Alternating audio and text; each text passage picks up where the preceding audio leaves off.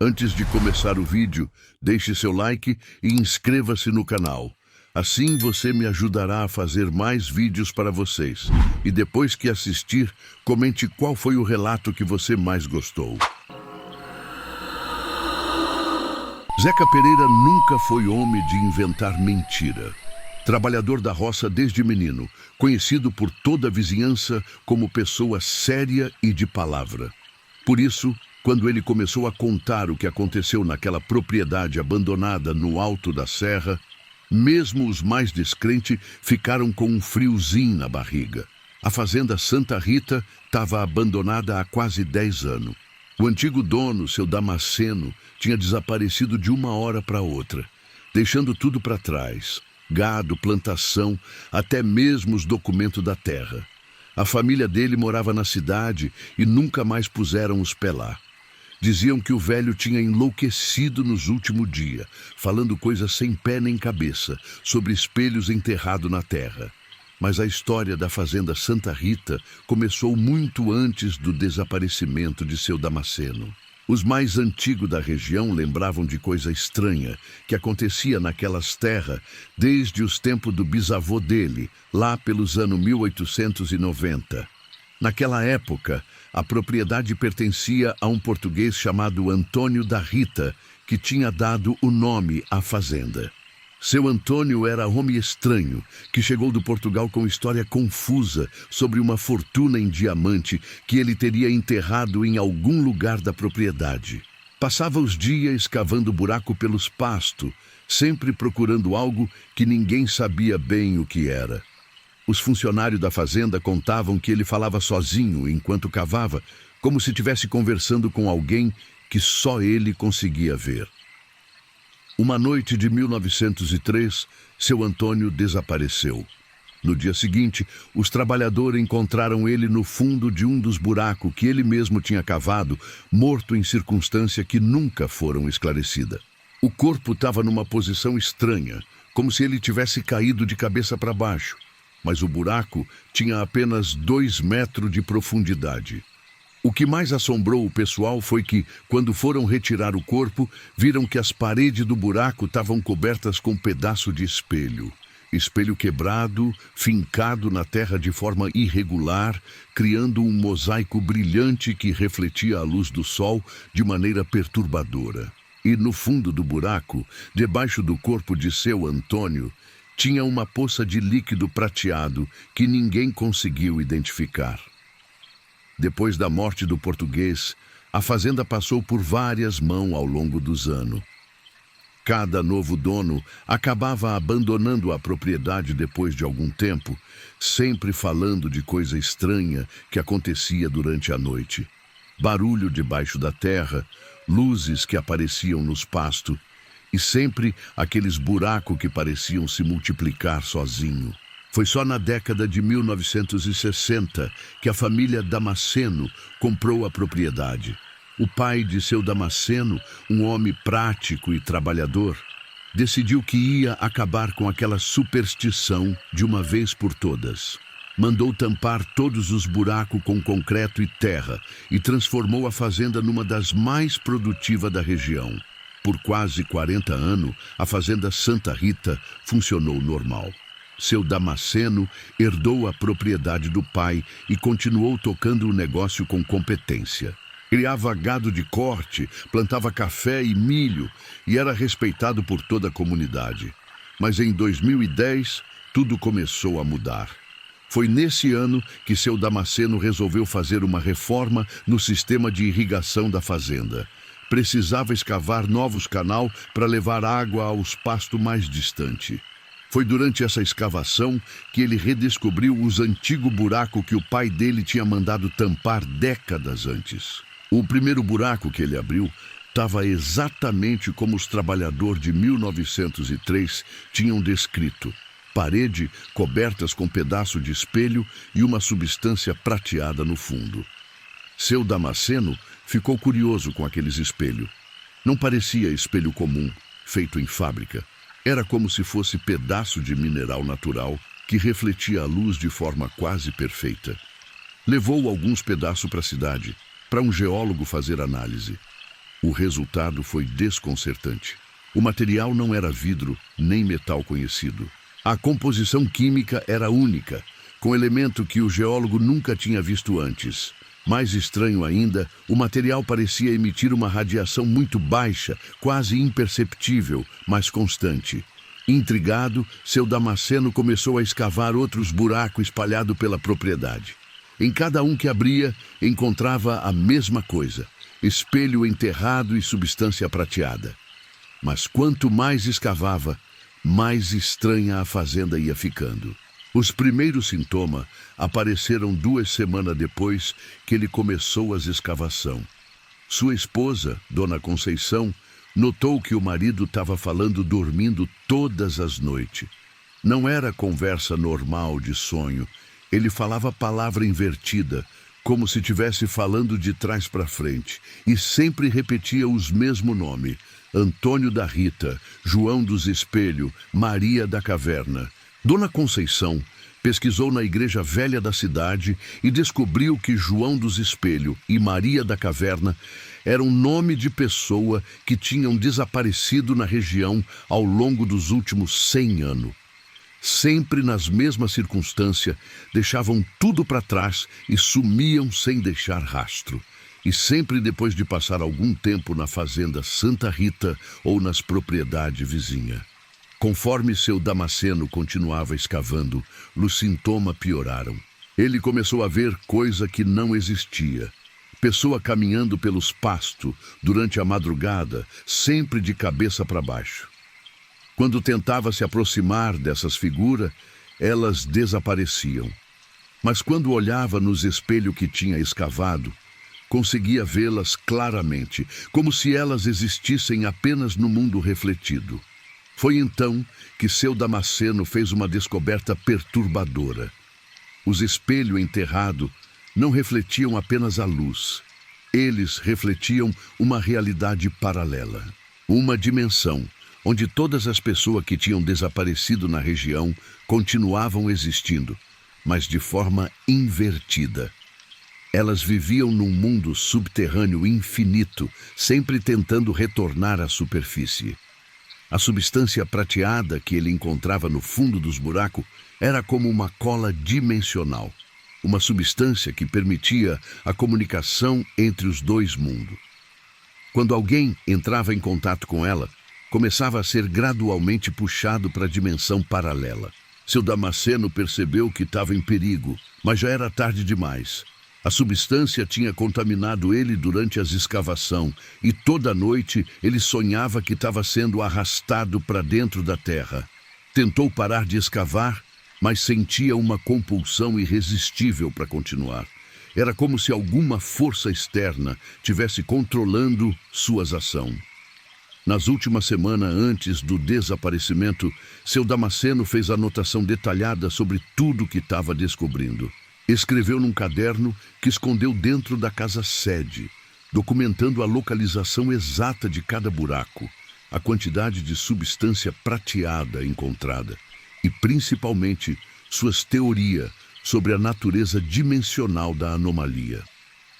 Segundo suas anotações, a fazenda Santa Rita estava localizada sobre uma intersecção natural entre múltipla realidade. O material dos espelhos era um fragmento de uma substância extraterrestre ou extradimensional que tinha se depositado naquele local há centenas de anos, possivelmente trazido por um meteoro. Essa substância criava portal temporário entre as dimensões, permitindo que consciência passasse de um mundo para o outro. Mas o processo não era reversível. Uma vez que alguém era completamente absorvido pela dimensão paralela, não conseguia mais voltar ao mundo original. O último registro no caderno de seu Damasceno era uma lista de nome. Todas as pessoas que ele acreditava ter sido absorvida pela dimensão paralela ao longo dos últimos 150 anos. A lista incluía mais de 60 nomes, começando com Antônio da Rita em 1903 e terminando com ele mesmo. Foi esse caderno que Zeca encontrou quando voltou à fazenda Santa Rita, 3 dias depois da primeira visita. Mesmo com todo o medo que tinha sentido, a curiosidade e a responsabilidade profissional fizeram ele retornar para terminar o relatório de vistoria. Mas dessa vez, ele não foi sozinho. Levou junto o amigo dele, Toninho Machado, que trabalhava como soldador na cidade e sempre se gabava de não ter medo de nada. Toninho riu quando Zeca contou sobre os buracos brilhantes e a substância estranha. Você tá ficando medroso na velhice, Zeca, riu Toninho. Deve ser algum produto químico que vazou de alguma fábrica, ou então resto de mineração velha. Os dois chegaram à fazenda no meio da tarde de uma quinta-feira nublada.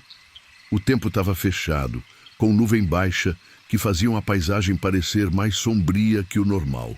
Zeca mostrou para Toninho os buracos que tinha encontrado e logo percebeu que tinha mais buraco que antes. Na primeira visita, ele tinha contado 45 buracos. Agora tinha pelo menos 80, espalhado por uma área muito maior da propriedade. E todos eles estavam mais profundo que antes, como se alguma força tivesse continuado cavando durante os dias que Zeca ficou fora. Toninho ficou impressionado com a regularidade dos buracos e com o brilho dos espelhos no fundo. Pegou uma lanterna mais potente que Zeca tinha trazido e iluminou dentro de um dos buracos. Caramba, Zeca, isso aqui realmente é estranho. Parece que tem alguma coisa se movendo lá embaixo.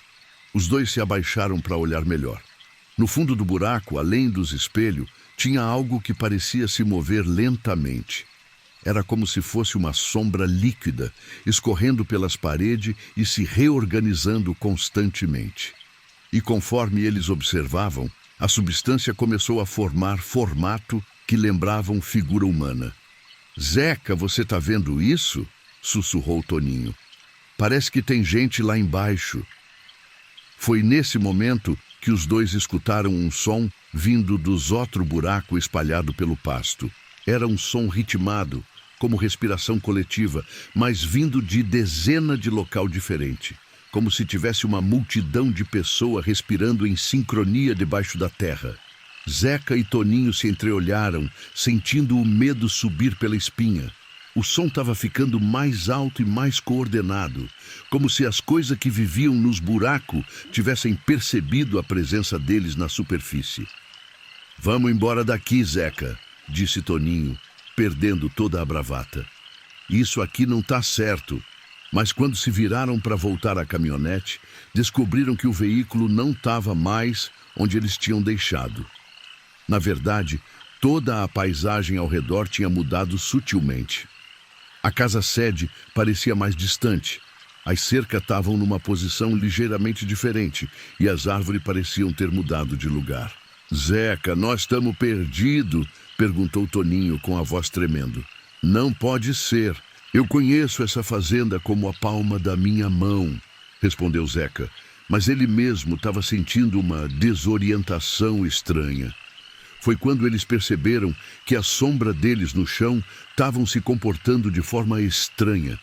Em vez de acompanhar os movimentos dos corpos, as sombras pareciam ter vida própria, se movendo de forma independente e sempre apontando em direção aos buracos. Toninho olhou para baixo e gritou.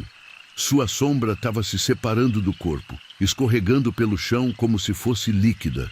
A sombra de Zeca estava fazendo a mesma coisa, se movendo em direção ao buraco mais próximo. Os dois correram atrás das próprias sombras, tentando pisar nelas para fazê-las voltar ao lugar. Mas era impossível. As sombras passavam por debaixo dos pés deles como se fosse feita de fumaça.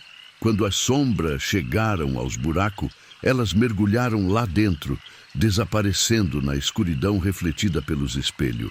Zeca e Toninho ficaram parados, olhando para o próprio corpo que não projetava mais sombra nenhuma. O que vai acontecer com a gente agora? Perguntou Toninho, com a voz quase sumindo de medo. A resposta veio na forma de uma sensação física. Os dois começaram a sentir como se alguma coisa tivesse puxando eles para baixo, como se a gravidade tivesse se intensificado apenas para eles. Era uma força gentil no começo, mas que ia ficando mais forte a cada minuto. Zeca lembrou das anotações de seu Damasceno. O processo de absorção dimensional começava quando a pessoa entrava em contato direto com a substância prateada ou quando passava tempo demais perto dos buracos. A sombra eram a primeira coisa a ser absorvida, seguida gradualmente pelo resto da consciência. Toninho, nós temos que sair daqui agora, disse Zeca, antes que seja tarde demais. Os dois tentaram se afastar dos buracos, mas descobriram que não conseguiam se mover em linha reta. Era como se o espaço ao redor deles tivesse se distorcido. Cada passo que davam para se afastar dos buracos resultava em eles ficarem mais próximos. A paisagem continuava mudando sutilmente. As cores ficavam mais desbotadas, o som do vento e dos passarinhos iam desaparecendo, e tudo começava a ter uma qualidade reflexiva estranha, como se eles estivessem dentro de um espelho gigante. Foi então que viram outras figuras no pasto. Era a pessoa caminhando entre os buracos, mas todas elas estavam translúcidas e se moviam de forma estranha. Algumas andavam de cabeça para baixo, outras pareciam flutuar alguns centímetros acima do chão, e todas tinham uma expressão de confusão no rosto. Uma das figuras se aproximou de Zeca e Toninho. Era um homem mais velho, vestido com roupa de fazendeiro da década de 1950. Ele tentou falar, mas as palavras saíam invertidas e sem sentido. Mesmo assim, Zeca conseguiu entender que ele estava tentando avisar sobre alguma coisa. O homem apontou para a direção da casa-sede e fez gestos urgentes com a mão. Parecia querer dizer que eles tinham que chegar lá antes que alguma coisa acontecesse. Outras figuras começaram a aparecer, todas tentando comunicar a mesma mensagem urgente. Zeca e Toninho seguiram as figuras translúcidas em direção à casa. Conforme caminhavam, perceberam que estavam se movendo de forma cada vez mais lenta, como se o ar tivesse ficando mais denso. E os buracos ao redor começaram a emitir aquela luz prateada que Zeca tinha visto na primeira visita. Quando chegaram à casa-sede, encontraram a porta da frente aberta. Lá dentro, o caderno de seu Damasceno estava em cima da mesa da cozinha, aberto numa página específica. A página continha um mapa detalhado da propriedade, mostrando a localização de todos os buracos e uma área marcada em vermelho no centro da fazenda. Na área marcada, seu Damasceno tinha escrito Portal Central, núcleo da intersecção dimensional, evitar a todo custo após o pôr do sol. Zeca olhou para o relógio e sentiu o coração disparar. Já passava das 6 da tarde e o sol estava se pondo rapidamente atrás das montanhas. Eles tinham que sair dali antes que escurecesse completamente. Mas quando saíram da casa, perceberam que já era tarde demais. Os buracos espalhados pelo pasto já não eram mais buraco. Tinham se transformado em poça de luz líquida que se conectavam entre si através de riacho brilhante. Toda a fazenda tinha se tornado uma rede de luz que pulsava como se fosse um organismo vivo. E no centro da rede, onde seu Damasceno tinha marcado o portal central, uma coluna de luz prateada subia da terra em direção ao céu, formando uma ponte luminosa entre o mundo real e a dimensão paralela. Zeca e Toninho viram que não tinham mais escolha.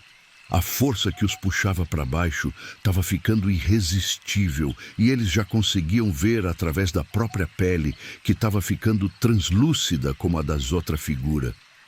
Foi nesse momento que Toninho fez uma última tentativa desesperada. Pegou a barra de ferro que seu Damasceno tinha deixado no quintal e começou a quebrar os espelhos dos buracos mais próximos. Cada espelho que ele quebrava fazia a rede de luz piscar e enfraquecer momentaneamente. Zeca, ajuda eu a quebrar esses espelhos, gritou Toninho. Talvez a gente consiga interromper o processo. Os dois trabalharam freneticamente, quebrando todos os espelhos que conseguiam alcançar. A cada espelho destruído, sentiam a força gravitacional diminuir um pouco. As figuras translúcidas ao redor começaram a ficar mais sólida, como se a destruição dos espelhos tivesse fortalecendo a conexão delas com o mundo real. Mas o esforço foi inútil. Tinha espelho demais. E a cada espelho que eles quebravam, 2 novos apareciam em outros buracos. A substância prateada parecia ter vida própria, se espalhando pela terra e criando novos pontos de intersecção dimensional. Conforme a noite avançava, Zeca e Toninho sentiram os corpos ficando cada vez mais leve e translúcido. As visões do mundo ao redor começaram a se duplicar. Eles viam simultaneamente o mundo real e sua versão invertida, onde todas as pessoas absorvidas continuavam existindo. Na versão invertida, a fazenda Santa Rita era uma metrópole subterrânea, com ruas e prédio feito inteiramente de espelho. As pessoas viviam suas vidas de forma espelhada, trabalhavam de noite, dormiam de dia, falavam de trás para frente e caminhavam de cabeça para baixo. No centro dessa metrópole espelhada ficava um palácio feito inteiramente da mesma substância prateada que brotava dos buracos. E no trono desse palácio, sentado de cabeça para baixo, estava uma figura que Zeca reconheceu das fotos antigas da região. Era Antônio da Rita, o português que tinha desaparecido em 1903. Mas Antônio da Rita não era mais completamente humano. Século de existência na dimensão espelhada tinham transformado ele numa espécie de entidade dimensional, meio humano e meio reflexo. Ele controlava todas as outras consciências absorvidas, usando elas como uma espécie de exército para expandir a influência da dimensão paralela sobre o mundo real. Zeca percebeu que cada pessoa absorvida pela dimensão espelhada se tornava um agente involuntário dessa expansão. Suas consciências eram usadas para criar novos pontos de intersecção, espalhando a anomalia por uma área cada vez maior. Quando o relógio marcou meia-noite, Zeca e Toninho sentiram os últimos vestígios da realidade física desaparecer. Eles tinham sido completamente absorvidos pela dimensão espelhada, juntando-se ao exército crescente de consciência invertida. Mas mesmo na dimensão paralela, Zeca manteve parte da sua determinação. Ele sabia que tinha que encontrar uma forma de avisar o mundo real sobre o que estava acontecendo. Observando as outras consciências absorvidas, percebeu que algumas delas conseguiam projetar fragmento de memória de volta ao mundo real durante certas condições atmosférica específica. Foi assim que Zeca começou a trabalhar para conseguir transmitir sua história para o mundo real. Toda vez que as condições eram favoráveis, geralmente durante noite de lua nova com neblina densa, ele concentrava toda a sua energia para projetar pedaço da sua experiência de volta à superfície. Era um processo exaustivo e perigoso. Cada tentativa de comunicação com o mundo real enfraquecia sua existência na dimensão espelhada.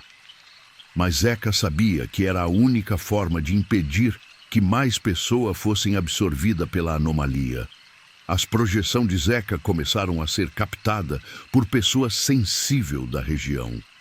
Primeiro foram sonho confuso, depois visão durante o dia e, finalmente, relato completo que algumas pessoas conseguiam receber durante estado de transe ou meditação. Foi assim que a história dos espelhos enterrados da fazenda Santa Rita começou a se espalhar pela região. Mas mesmo com os avisos, pessoas curiosas continuavam visitando a propriedade abandonada, atraída pela promessa de descobrir algo extraordinário. Cada nova visita resultava em mais pessoas sendo absorvidas. A rede de buraco continuou se expandindo, se espalhando por fazenda vizinha e chegando cada vez mais perto da cidade. Os geólogos e cientistas que vinham investigar a anomalia também desapareciam, adicionando mais consciência ao exército dimensional de Antônio da Rita. Hoje, quase 15 anos depois do desaparecimento de seu Damasceno, a área afetada pela anomalia cobre mais de 50 quilômetros quadrados. Centenas de pessoas foram absorvidas pela dimensão espelhada, criando uma metrópole subterrânea cada vez maior e mais poderosa. E Zeca continua tentando avisar o mundo real. Suas projeções ficaram mais fortes e mais detalhadas ao longo dos anos. Ele aprendeu a usar a energia coletiva das outras consciências absorvida para amplificar suas mensagens, conseguindo transmitir relato cada vez mais completo. Mas o tempo está se esgotando. Zeca percebeu que Antônio da Rita está se preparando para alguma coisa grande. A metrópole espelhada cresceu tanto que já começou a afetar a estrutura dimensional da região. Logo, a intersecção entre os mundos vai ficar permanente, permitindo que a dimensão paralela invada completamente a realidade normal. Quando isso acontecer, todo o mundo vai se tornar um reflexo invertido de si mesmo.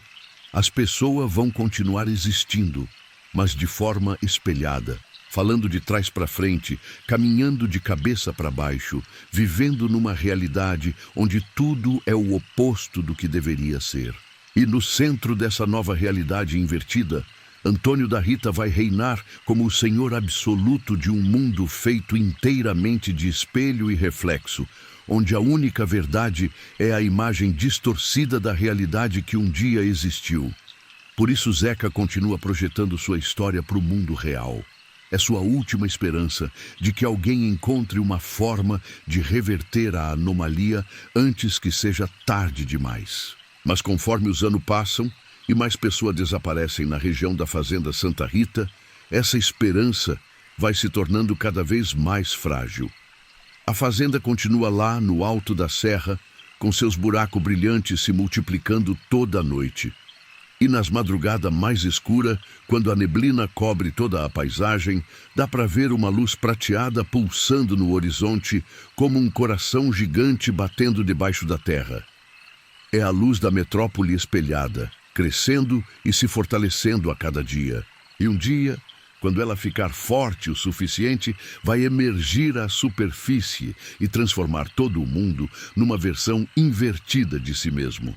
Até lá, Zeca vai continuar tentando avisar, porque ele sabe que, quando esse dia chegar, não vai mais haver diferença entre o mundo real e o mundo dos espelhos. E toda a humanidade vai se descobrir caminhando de cabeça para baixo, falando de trás para frente, numa realidade onde a única verdade é o reflexo distorcido do que um dia foi real. Oswaldo Santos sempre teve orgulho da sua plantação de milho. 52 anos trabalhando na mesma terra, herdada do pai, que herdou do avô, numa linhagem que remontava aos primeiros colonizadores da região. Ninguém na vizinhança conhecia melhor aquele pedaço de chão do que ele. Por isso, quando as coisas começaram a ficar estranhas na safra de 2019, Oswaldo soube na hora que alguma coisa muito errada estava acontecendo. A fazenda São Benedito ficava no Vale do Rio Verdinho, numa região que sempre foi conhecida pela fertilidade do solo e pela abundância de água. Era terra boa, que dava milho, feijão, café e qualquer coisa que se plantasse nela. O avô de Oswaldo, seu Antônio Santos, tinha chegado ali em 1920 com nada além de uma mula e um saco de ferramenta. Construiu a casa com as próprias mãos, derrubou o mato, plantou as primeiras sementes. Seu Antônio sempre dizia que aquela terra tinha alguma coisa especial. Não era só a fertilidade, tinha algo mais profundo, como se o chão tivesse uma energia que alimentava as plantas de forma diferente. O milho que crescia ali ficava mais alto que o normal. As espigas eram mais cheias e até o gado que pastava nos restos da colheita ficava mais forte e saudável. Quando seu Antônio morreu, em 1967, passou a fazenda para o filho, José Santos, o pai de Oswaldo. José manteve a tradição de cuidar da terra com carinho e respeito, sempre agradecendo pela abundância que ela proporcionava. Ele expandiu a área de plantio, construiu novos currais e fez da fazenda São Benedito uma das mais prósperas da região. Oswaldo cresceu ajudando o pai nos trabalhos da roça, Desde menino, aprendeu a reconhecer o sinal da terra, quando ela estava pronta para o plantio, quando precisava descansar, quando alguma coisa não estava certa. Era uma sabedoria que passava de pai para filho, acumulada ao longo de geração de convivência íntima com aquele pedaço específico de chão. Por isso, quando José morreu de derrame em 1995, Osvaldo assumiu a fazenda com a confiança de quem conhecia cada palmo da propriedade. Continuou a tradição familiar, plantando sempre na época certa, respeitando o ciclo natural da terra e mantendo a mesma qualidade que tinha tornado o milho da fazenda São Benedito famoso em toda a região. Foram mais 24 anos de sucesso. A safra era consistentemente boa, os animais se reproduziam com saúde e Osvaldo conseguiu até mesmo ampliar a área de plantio comprando um pedaço de terra do vizinho. Tudo indicava que a tradição familiar continuaria por muita geração ainda. Mas em outubro de 2019, alguma coisa mudou na terra da fazenda São Benedito. Tudo começou numa segunda-feira de novembro, quando ele foi verificar a plantação que tinha feito no começo do mês. O milho deveria estar com uns 15 centímetros de altura nessa época, mas quando Osvaldo chegou, no meio da roça, viu que os pés estavam bem menor que o esperado. Não era problema de praga nem de falta d'água. As plantas pareciam saudáveis, só que estavam crescendo para a direção errada. Em vez de subir em direção ao sol, como todo milho faz desde o começo dos tempos, os pés estavam crescendo para baixo, enterrando as pontas no chão. Era como se eles tivessem se confundido sobre onde ficava o céu e onde ficava a terra. A primeira reação de Osvaldo foi pensar que podia ser algum problema com a semente. Talvez ele tivesse comprado um lote defeituoso, com alguma modificação genética que causava esse comportamento estranho. Mas quando examinou os pacotes de semente que tinha usado, viu que eram das mesma marca e variedade que ele plantava há ano, sempre com sucesso. Osvaldo pensou que podia ser algum problema temporário, talvez causado por alguma mudança no solo ou no clima. Já tinha visto coisa estranha acontecer na agricultura ao longo dos anos, safra que davam errado por causa de chuva fora de época, praga desconhecida que atacava de repente, mas nunca tinha visto planta crescer ao contrário. Resolveu arrancar alguns pés para examinar melhor. Quando puxou a primeira muda do chão, levou um susto que fez ele cambalear para trás. As raízes da planta estavam crescendo para cima, se emaranhando nas folhas, enquanto as folhas tentavam se enterrar na terra. Era como se toda a planta tivesse sido virada de cabeça para baixo, mas continuado crescendo normal. Mais estranho ainda, quando Osvaldo cortou uma das folhas invertidas, viu que por dentro ela tinha uma substância leitosa que não parecia seiva normal. O líquido tinha uma cor meio azulada e um cheiro doce e enjoativo que lembrava leite talhado misturado com remédio. A substância grudava nos dedos como se fosse cola, e quando ele tentou lavar a mão, a água não adiantou nada. Osvaldo passou o resto do dia observando a plantação, tentando entender a extensão do problema.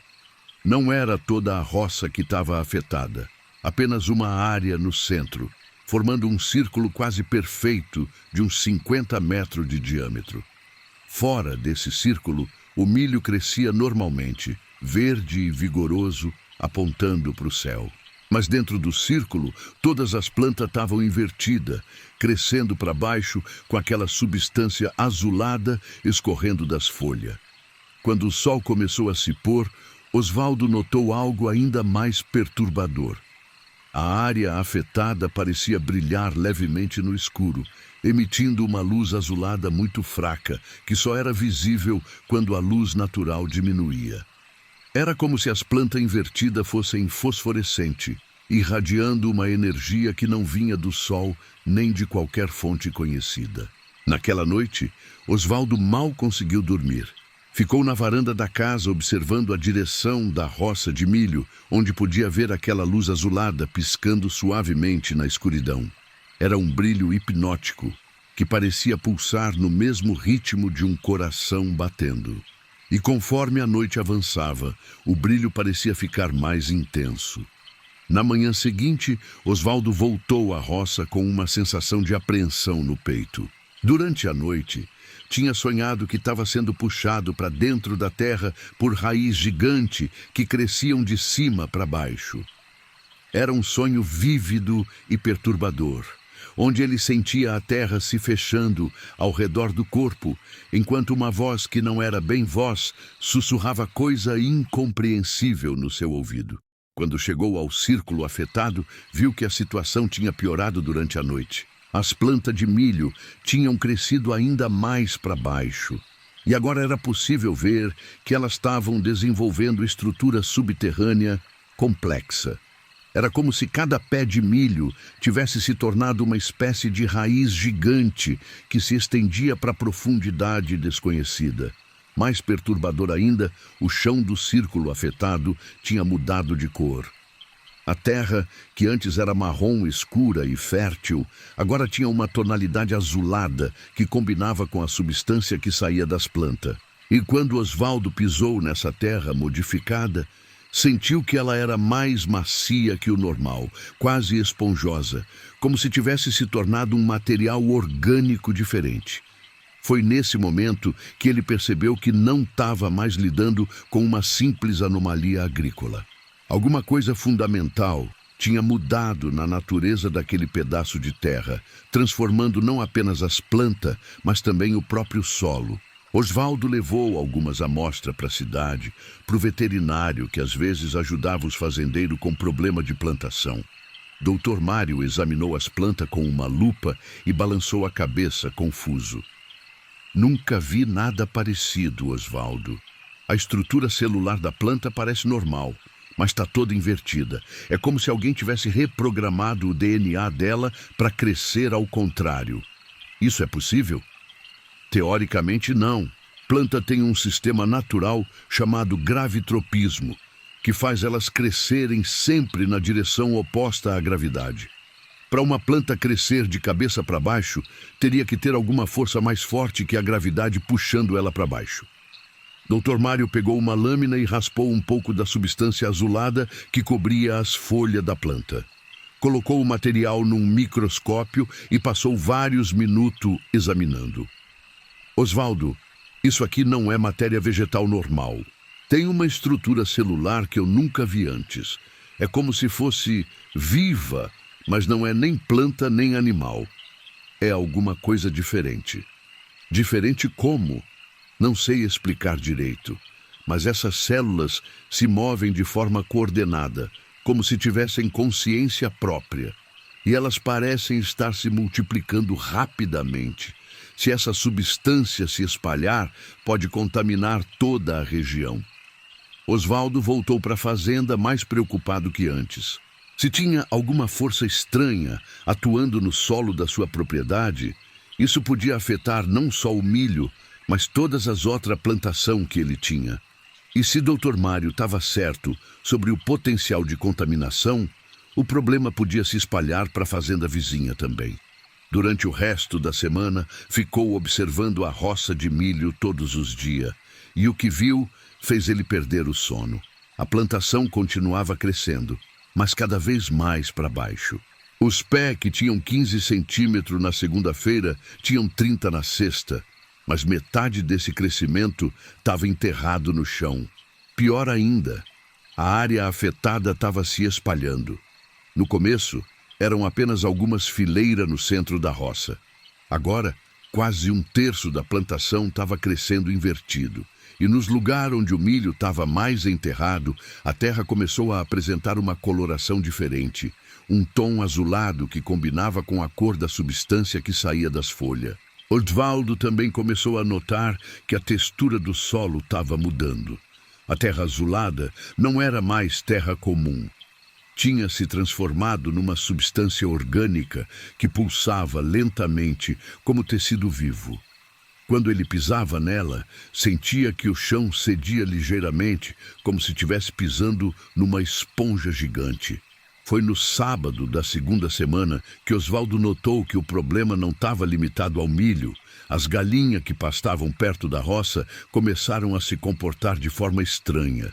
Em vez de ciscar o chão procurando comida, elas ficavam paradas, olhando para baixo, como se tivessem hipnotizada por alguma coisa que só elas conseguiam ver. Uma das galinhas, a mais velha do terreiro, começou a cavar um buraco no chão com as patas. Cavou por horas, sem parar para comer nem beber água, até que conseguiu fazer um buraco de quase meio metro de profundidade. Depois entrou no buraco e ficou lá, com só a cabeça aparecendo na superfície. Osvaldo tentou tirar a galinha do buraco, mas ela resistiu com uma força que não era normal. Era como se alguma coisa tivesse puxando ela para baixo, lutando contra os esforços dele para tirá-la de lá. Quando finalmente conseguiu puxar ela para fora, viu que as penas da barriga dela tinham mudado de cor. Estavam azuladas, da mesma cor da substância que saía do milho invertido. Mais perturbador ainda, quando Osvaldo segurou a galinha no colo, sentiu que o corpo dela estava diferente. Não era apenas as penas que tinham mudado. Havia alguma coisa se movendo debaixo da pele, como se verme minúsculo tivessem infestado o animal. E quando ele olhou nos olhos da ave, viu que as pupilas tinham adquirido um brilho azulado que refletia a luz de forma não natural. Naquela noite, Osvaldo mal conseguiu dormir. Ficou deitado na cama ouvindo barulho estranho vindo da direção da roça. Era um som abafado, como se alguma coisa tivesse se movendo debaixo da terra. Um barulho ritmado, que lembrava respiração, mas muito devagar e muito profunda, como se alguma criatura gigante tivesse dormindo no subsolo da fazenda. Além do som da respiração, Osvaldo podia ouvir outro ruído mais sutil, um barulho de escavação constante, como se dezenas de coisas pequenas tivessem cavando túnel debaixo da terra. Era um som que lembrava cupim trabalhando dentro da madeira, mas ampliado centenas de vezes e vindo de todas as direções ao mesmo tempo. No domingo de manhã, quando foi verificar a plantação, Osvaldo descobriu que o milho tinha crescido mais durante a noite do que em toda a semana anterior. Mas todo esse crescimento tinha sido para baixo. A terra da roça estava rachada em vários lugares, como se alguma coisa muito pesada tivesse passado por baixo do solo. Foi quando percebeu que as rachas no chão formavam um padrão. Não eram racha aleatória causada por ressecamento ou movimento natural da terra. Elas se organizavam em linha que se cruzavam de forma geométrica, criando uma espécie de rede subterrânea. E de cada intersecção da rede brotava uma pequena quantidade da substância azulada, formando poças que brilhavam suavemente na luz da manhã. Osvaldo pegou uma enxada e começou a escavar numa das rachas mais profundas. Depois de cavar uns 50 centímetros, a enxada bateu em algo que não era terra nem pedra. Era algo mole, mas resistente, como se fosse tecido vivo. A textura lembrava carne crua, mas com uma consistência mais firme e elástica. Quando limpou a terra ao redor, viu que tinha encontrado uma espécie de raiz gigante, mas não era raiz de milho nem de qualquer planta que ele conhecia. Era uma estrutura orgânica do tamanho de um tronco de árvore, com a mesma cor azulada da substância que saía das folhas do milho invertido. A raiz gigante pulsava lentamente, como se tivesse um coração dentro dela.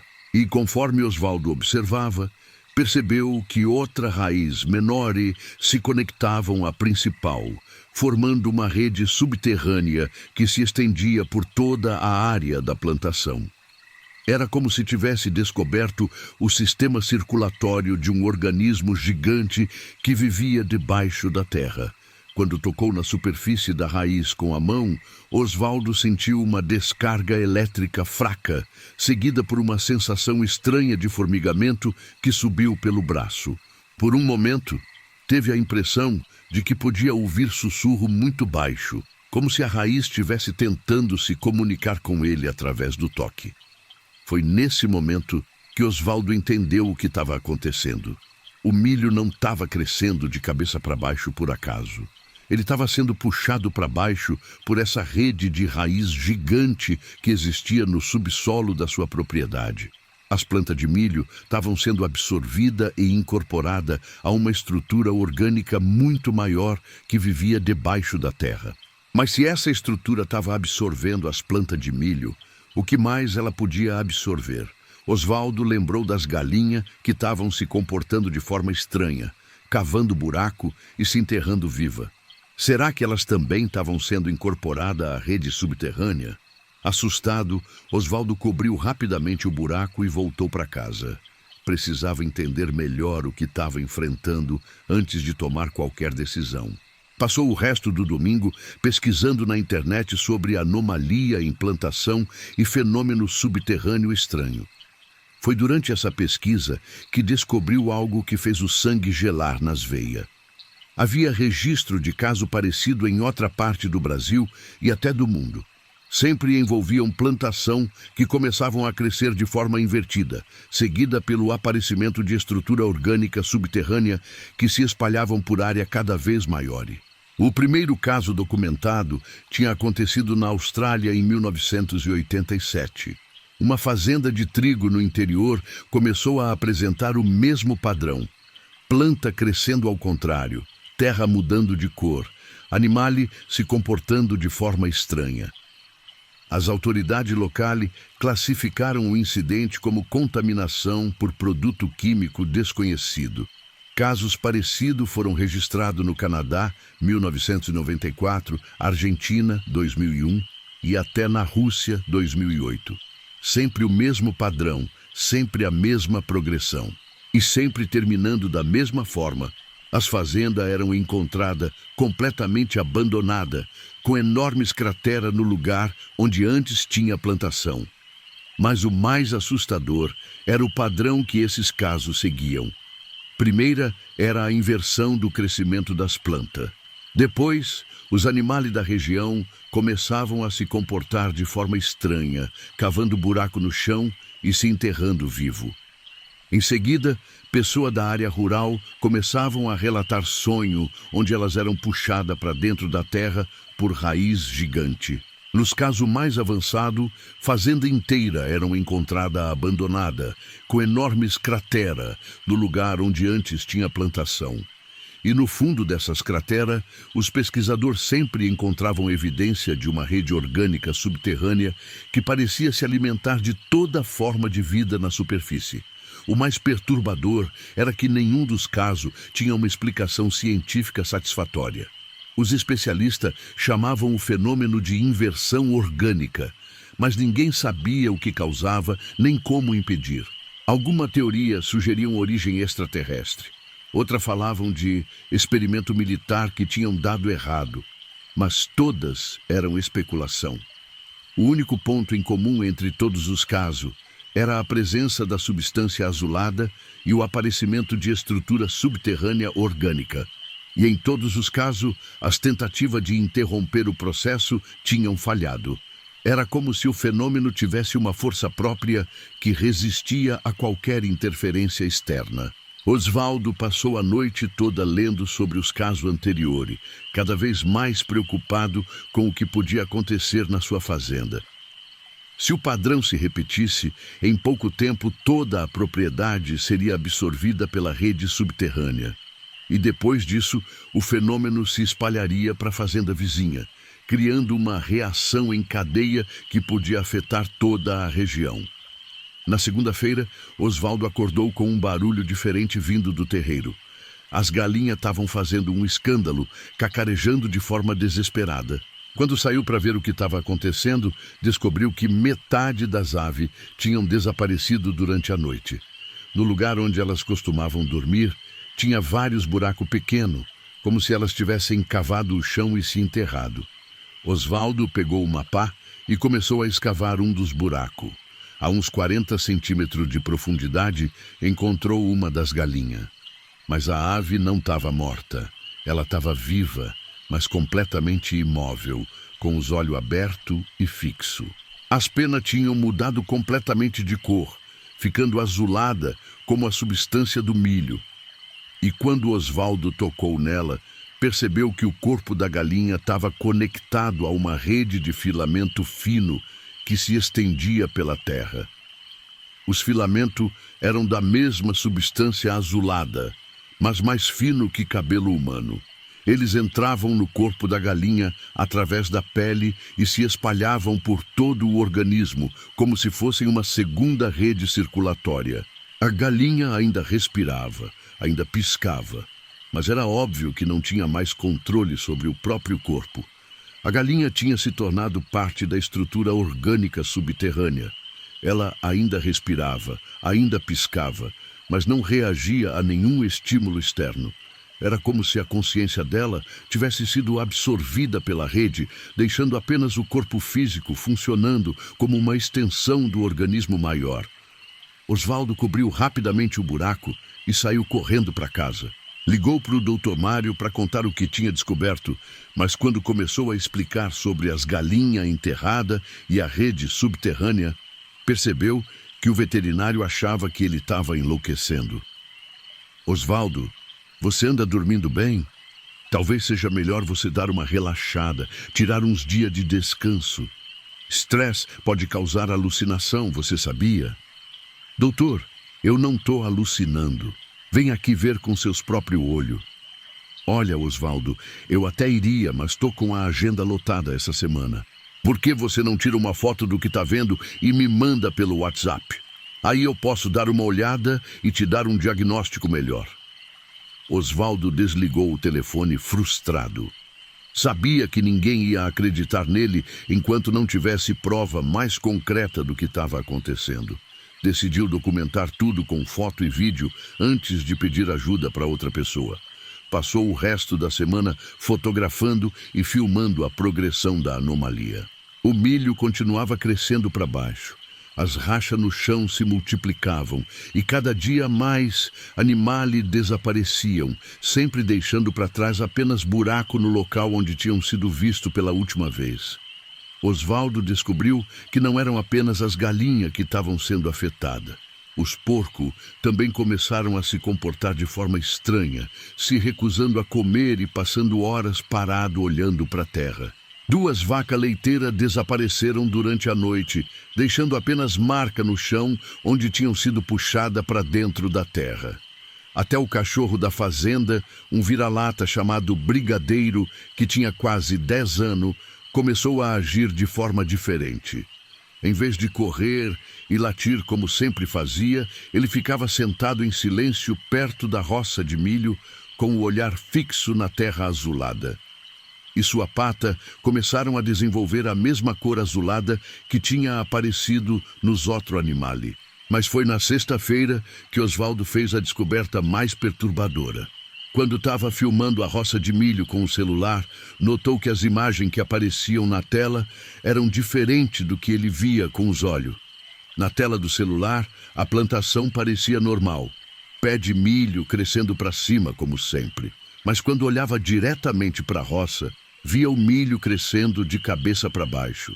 Era como se a câmera do telefone conseguisse captar uma realidade diferente da que ele percebia com a visão normal. Intrigado, Osvaldo testou isso em várias partes da propriedade. Sempre o mesmo resultado. O que ele via com os olhos próprios era diferente do que aparecia nas fotos e vídeo. Na realidade visual direta, sua fazenda estava sendo tomada por uma anomalia orgânica, mas na realidade captada pela câmera, tudo parecia completamente normal.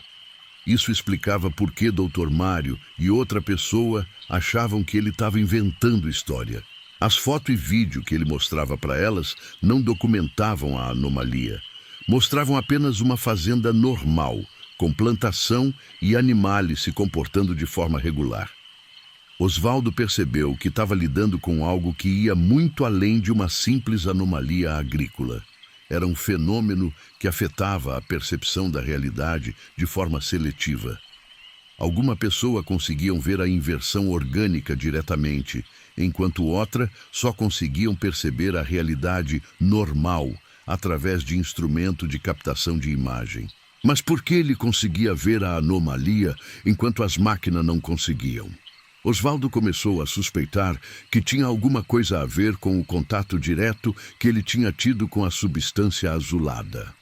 Talvez essa substância alterasse a percepção de qualquer ser vivo que entrasse em contato com ela. Para testar essa teoria, Osvaldo decidiu fazer um experimento perigoso.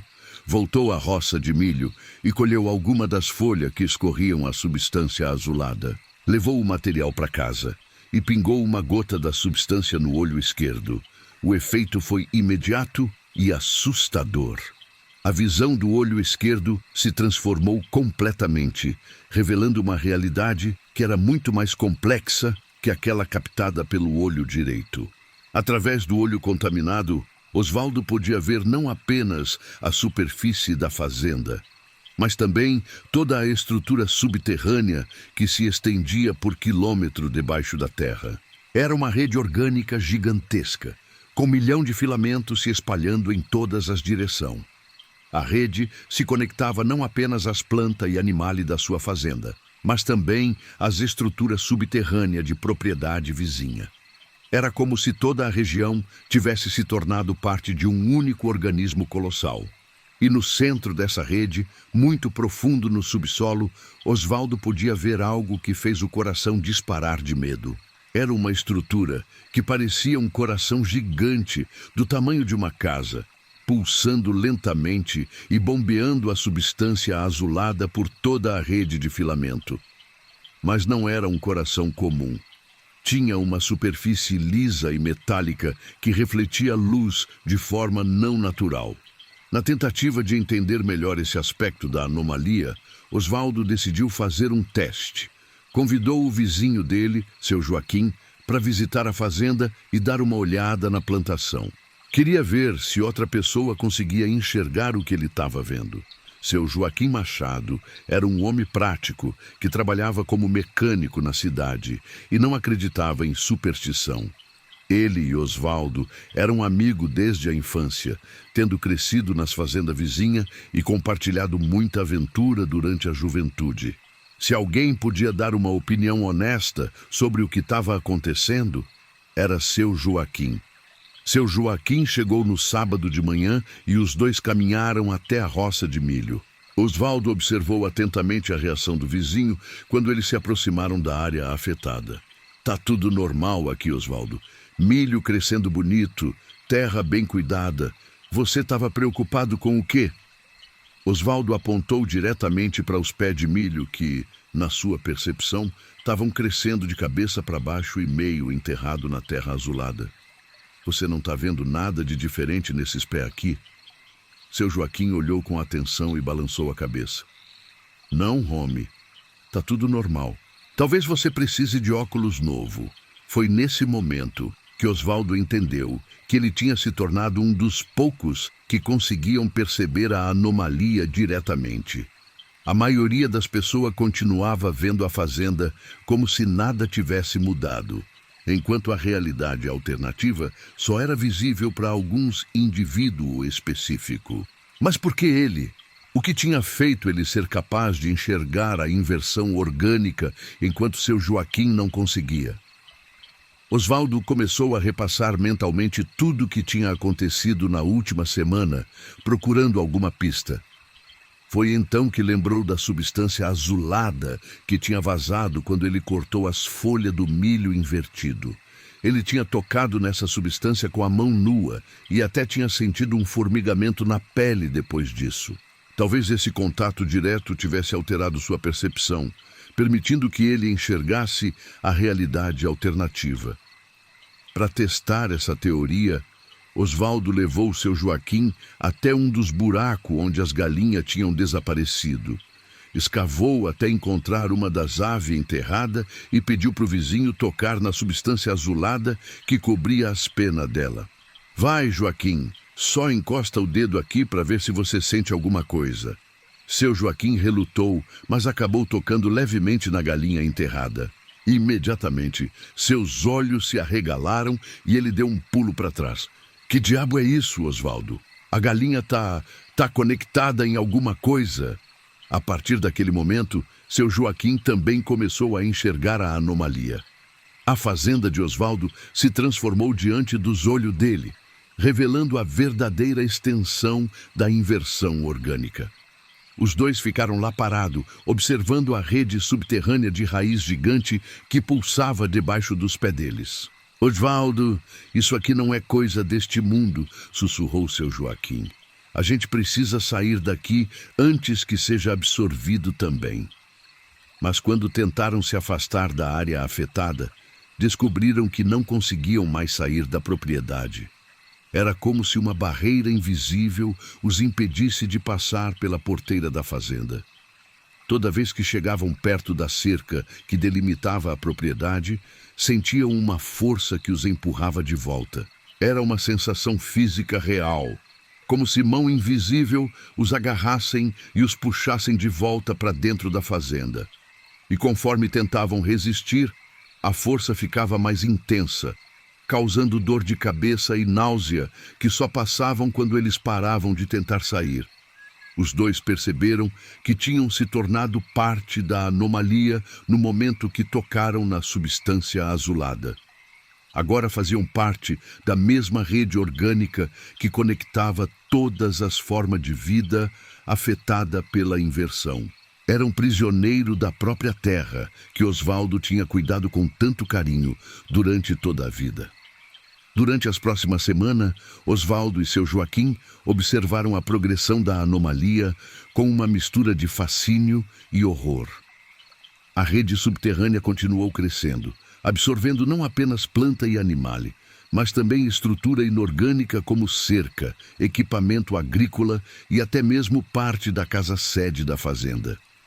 Tudo que era absorvido pela rede se tornava parte de um organismo coletivo maior. As cercas viraram extensão rígida da estrutura orgânica. Os equipamentos se transformaram em órgão mecânico, que bombeavam a substância azulada por toda a rede, e a casa começou a desenvolver uma espécie de sistema digestivo que processava qualquer matéria orgânica que entrasse nela.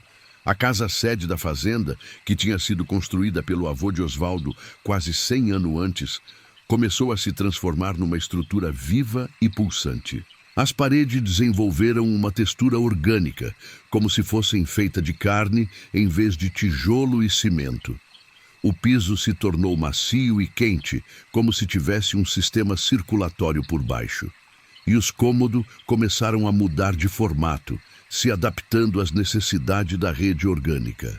Osvaldo e seu Joaquim descobriram que, enquanto faziam parte da rede, tinham acesso a uma consciência coletiva que incluía todos os outros seres que tinham sido absorvidos.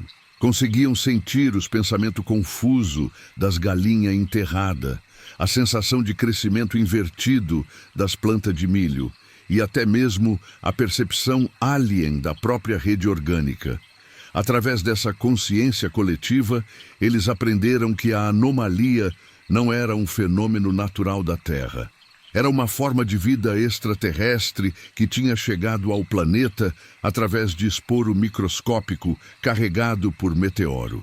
Esses esporos ficavam dormentes no solo por décadas ou até século, até que condição específica os ativavam.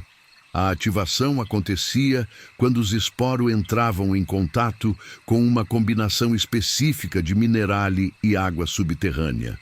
A terra da fazenda São Benedito tinha exatamente essa combinação, resultado da composição geológica única da região. Por isso, a terra sempre tinha sido tão fértil. Os minerais alien tinham estado lá por décadas, esperando as condições certas para germinar. Uma vez ativado, o organismo alien começava a converter toda a matéria ao seu redor numa extensão de si mesmo. O processo começava com a inversão do crescimento de planta, pois era mais fácil manipular organismos que já tinham uma estrutura orgânica estabelecida. Depois, gradualmente, todas as formas de vida e até mesmo matéria inorgânica eram integradas à rede. O objetivo final do organismo era criar uma estrutura subterrânea grande o suficiente para servir como uma espécie de antena biológica. Quando a rede atingisse um tamanho crítico, ela seria capaz de enviar um sinal para o espaço. informando a espécie alien responsável pelos esporos que a Terra estava pronta para colonização. Osvaldo e seu Joaquim perceberam que tinham se tornado testemunha involuntária dos estágios iniciais de uma invasão alien silenciosa. E pior ainda, eles próprios faziam parte do processo, contribuindo com sua energia vital para fortalecer a rede que eventualmente destruiria toda a vida independente no planeta. A consciência coletiva da rede lhes mostrou imagem de outro mundo que já tinham sido colonizado da mesma forma. Planeta inteiro transformado em extensão de organismo alien gigantesco, onde toda a vida nativa tinha sido absorvida e convertida em parte de uma única entidade colossal. Mas descobriram também que, por serem os primeiros humanos a se integrarem voluntariamente à rede, através do contato direto com a substância azulada, eles mantinham um certo grau de autonomia dentro da consciência coletiva. Diferente das galinha e planta, que tinham sido completamente absorvidas, eles ainda conseguiam manter sua individualidade e capacidade de raciocínio. Essa autonomia parcial lhes dava acesso à informação que os outros organismos absorvidos não tinham. Podiam perceber os pontos fracos da rede, entender como ela funcionava em nível molecular e até mesmo influenciar sua operação de forma limitada. Usando essa vantagem, Osvaldo e seu Joaquim começaram a trabalhar para encontrar uma forma de sabotar a rede por dentro. Descobriram que o organismo alien tinha um ponto fraco. Ele dependia de uma substância específica produzida pela decomposição de matéria orgânica terrestre para manter sua estabilidade. Essa substância era produzida quando o organismo alien processava DNA terrestre através de seus filamentos. Era como se o alien precisasse digerir a informação genética do ser terrestre para poder funcionar direito no ambiente do planeta. Sem essa substância, a rede entraria em colapso e libertaria todas as formas de vida que tinha absorvido. Se conseguissem interromper a produção dessa substância, a rede entraria em colapso e libertaria todas as formas de vida que tinha absorvido.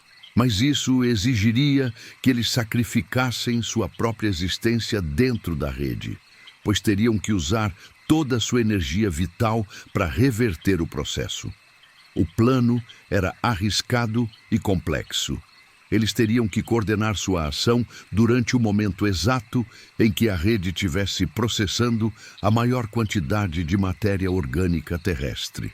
Esse momento acontecia uma vez por semana, sempre ao anoitecer do domingo, quando o organismo alien fazia uma espécie de digestão coletiva de todo o material que tinha absorvido durante os dias anteriores. Durante esse processo, toda a rede ficava vulnerável por alguns minutos. Era o único momento em que era possível interferir na sua operação sem ser imediatamente detectado pela consciência central do organismo.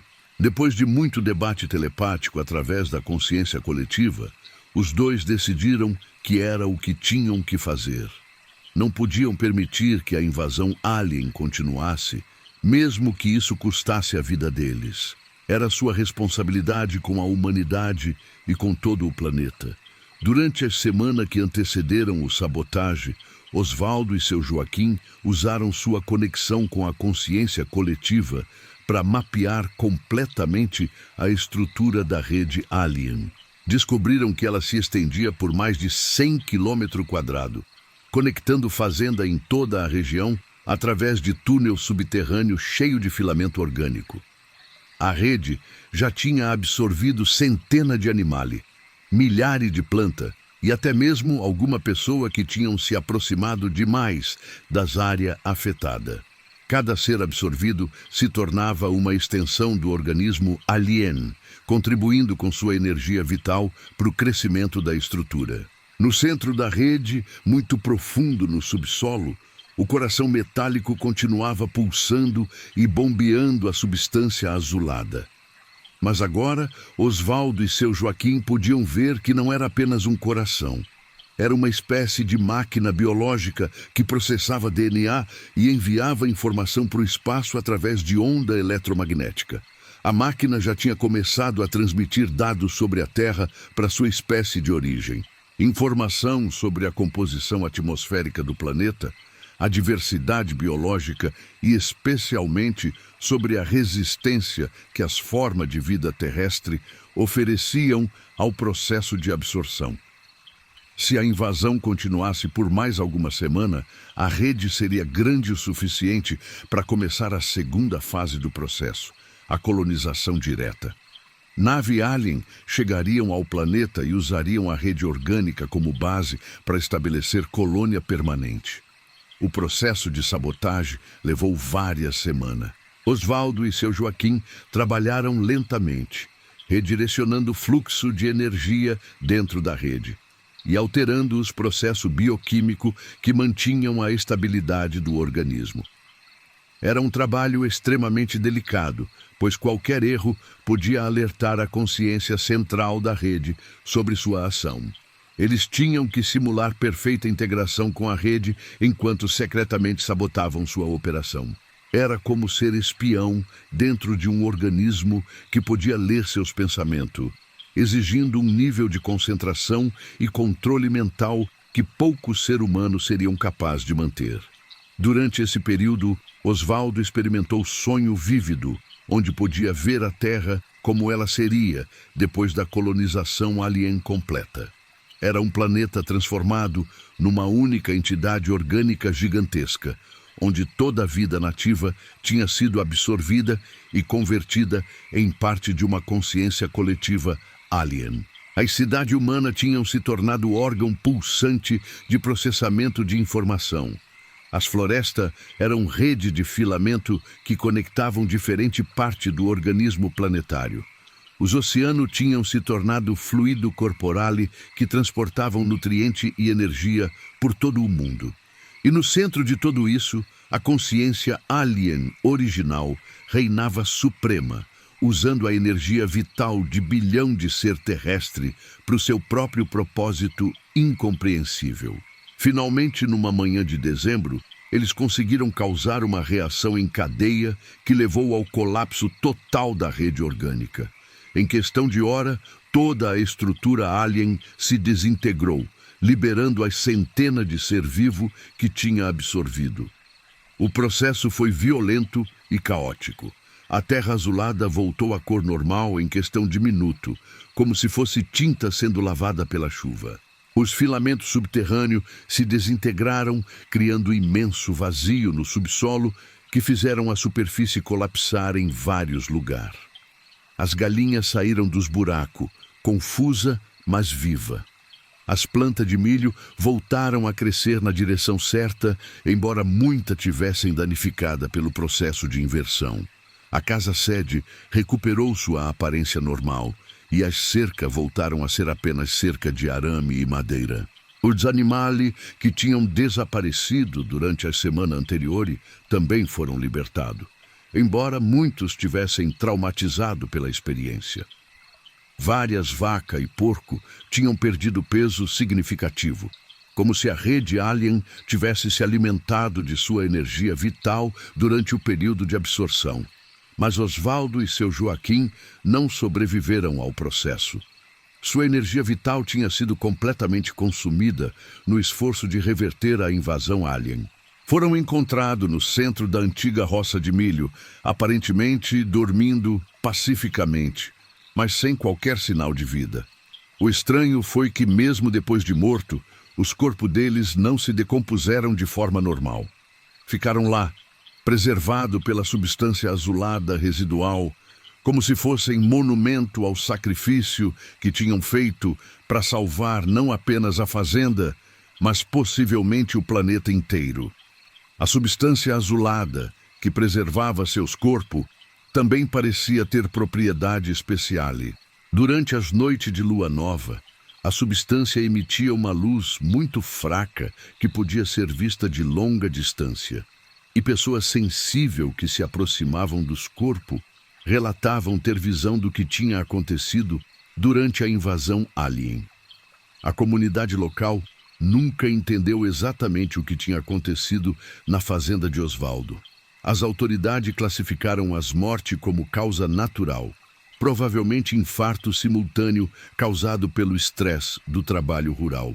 A plantação de milho que crescia invertido foi explicada como uma anomalia genética temporária, causada por contaminação do solo. Mas alguma pessoa da região sabem que a verdade é muito mais complexa.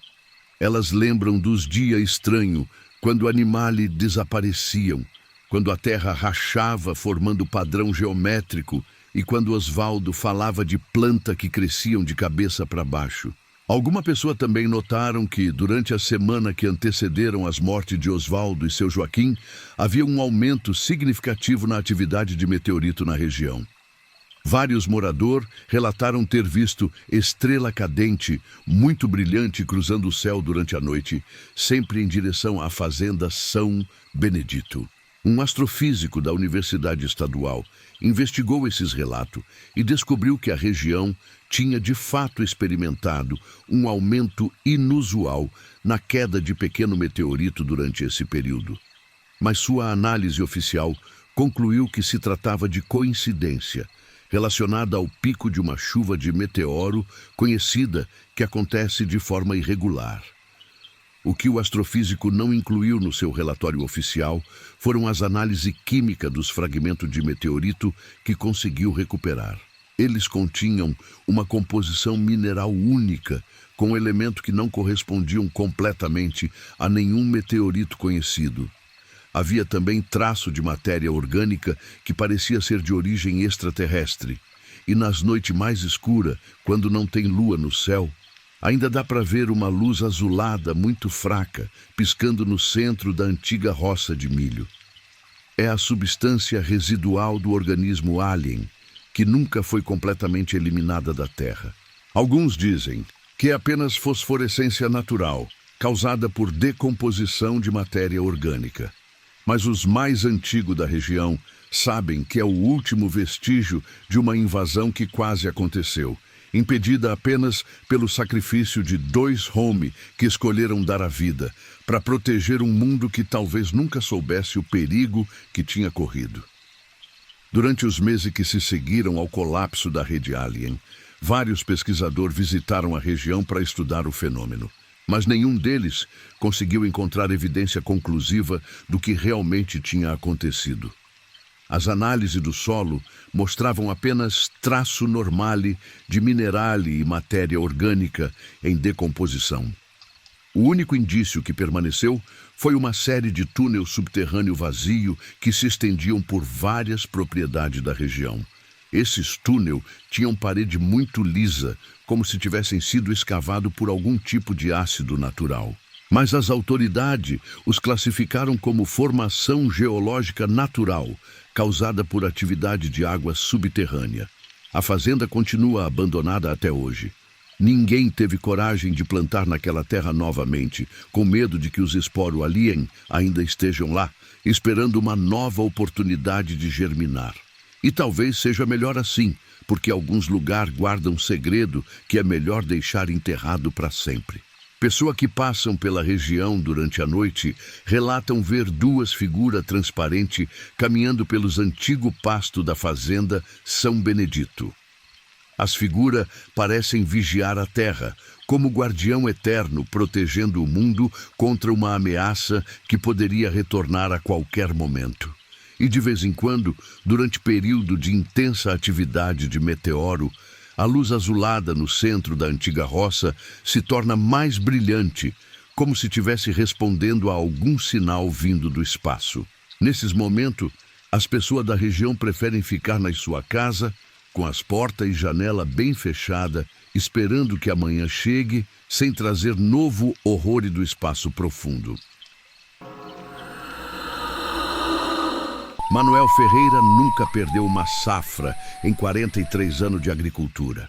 Conhecia o segredo da terra como poucos, sabia ler o sinal do céu melhor que qualquer meteorologista da cidade, e tinha o dom de sentir quando a chuva ia chegar só pelo cheiro do vento.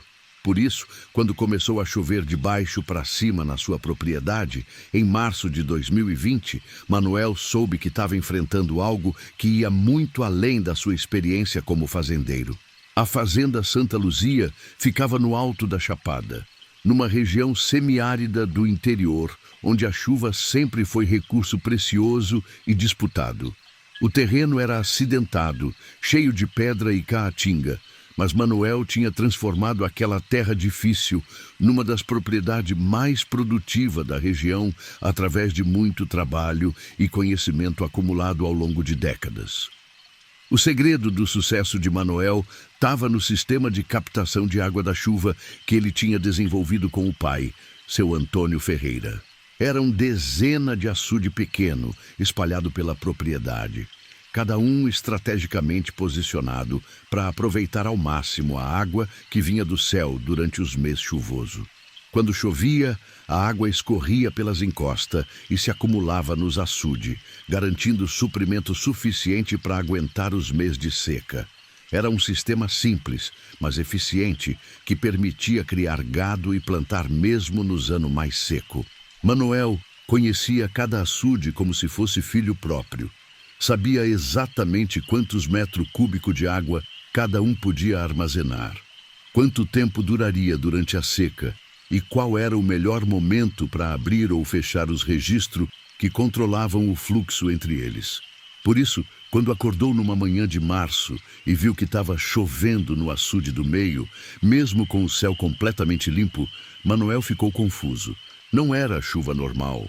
Era como se a própria água do açude tivesse começado a subir para o céu, formando gotinhas que caíam de volta na superfície numa chuva invertida que desafiava qualquer lógica. A princípio, Manuel pensou que podia ser evaporação intensa causada pelo calor. Março ainda estava no final do verão, e o sol forte podia causar fenômeno estranho de evaporação. Mas quando chegou mais perto do açude, viu que não era evaporação comum. A água estava literalmente subindo em forma de gota, como se a gravidade tivesse se invertido apenas naquele local específico. As gotas subiam devagar, como se fossem flutuar no ar, chegavam a uns 5 metros de altura e depois caíam de volta na superfície do açude com um barulho suave de pingos. Era como se tivesse uma chuva acontecendo ao contrário, de baixo para cima, numa área perfeitamente delimitada acima do espelho d'água. Manuel ficou observando o fenômeno por mais de 1 hora, tentando entender o que estava causando aquilo. Não tinha vento forte, não tinha mudança de temperatura, não tinha qualquer explicação natural para o que estava vendo. A água simplesmente subia e descia, criando um padrão hipnótico que parecia ter vida própria.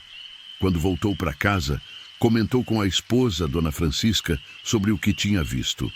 Ela riu, achando que o marido estava inventando história. Manuel, água não sobe sozinha para o céu. Você deve ter visto foi vapor d'água, essas coisas que acontecem quando o sol está muito forte. Não, Francisca, não era vapor. Era gota mesmo, bem formadinha, subindo devagarzinho e caindo de volta. Nunca vi nada igual em toda a minha vida. Dona Francisca conhecia o marido bem o suficiente para saber que ele não era de inventar mentira. Se Manuel dizia que viu água subindo para o céu, alguma coisa estranha estava mesmo acontecendo. Decidiu ir com ele no dia seguinte para ver com os próprios olhos.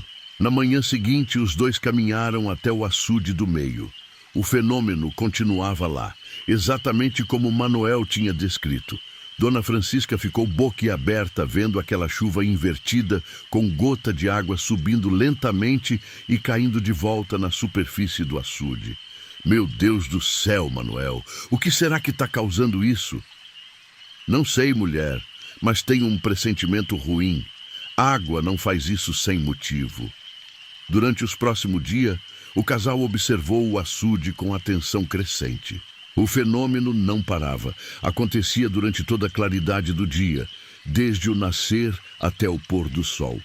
Durante a noite, a chuva invertida diminuía, mas não cessava completamente. Era possível ouvir o som suave das gotas caindo na água, mesmo no escuro. Mais perturbador ainda, Manuel notou que o nível da água do açude não estava diminuindo, apesar da evaporação constante. Na verdade, o nível parecia estar aumentando, como se a chuva invertida tivesse trazendo mais água do que levava embora. Isso não fazia sentido nenhum. Se a água estava subindo, deveria estar diminuindo o volume do açude, não aumentando. Foi na quarta-feira da primeira semana que Manuel descobriu algo ainda mais estranho. Quando foi verificar os outros açudes da propriedade, viu que o fenômeno tinha se espalhado. Não era mais apenas o açude do meio. Agora, 3 outros açudes também apresentavam a mesma chuva invertida. Cada açude afetado desenvolvia seu próprio padrão de chuva invertida. No açude da Baixada, as gotas subiam apenas 2 metros antes de cair de volta. No açude do Alto, elas chegavam a quase 10 metros de altura. E no açude novo, que Manuel tinha construído apenas 2 anos antes, a chuva invertida formava uma espécie de coluna d'água que subia e descia continuamente. Preocupado, Manuel decidiu procurar ajuda. Foi até a cidade conversar com o engenheiro da Secretaria de Agricultura, Dr. Luiz, que sempre ajudava os fazendeiros da região com problema técnico. Dr. Luiz, o senhor já viu alguma vez água de açude subir para o céu sozinha? O engenheiro riu, achando que Manuel estava brincando. Manuel, água não sobe sozinha. Isso vai contra as leis da física. Você deve ter visto evaporação intensa ou talvez reflexo do sol na água. Não, doutor, não é evaporação nem reflexo. É gota mesmo, bem visível, subindo devagar e caindo de volta. E o pior é que o nível da água está subindo em vez de diminuir. Dr. Luiz franziu a testa, interessado. Subindo? Isso é impossível. Se está havendo evaporação intensa, o nível deveria estar baixando. Você tem certeza? Tenho sim, doutor. E não é só um açude. Agora são 4. O engenheiro decidiu visitar a fazenda para ver pessoalmente o que Manuel estava relatando.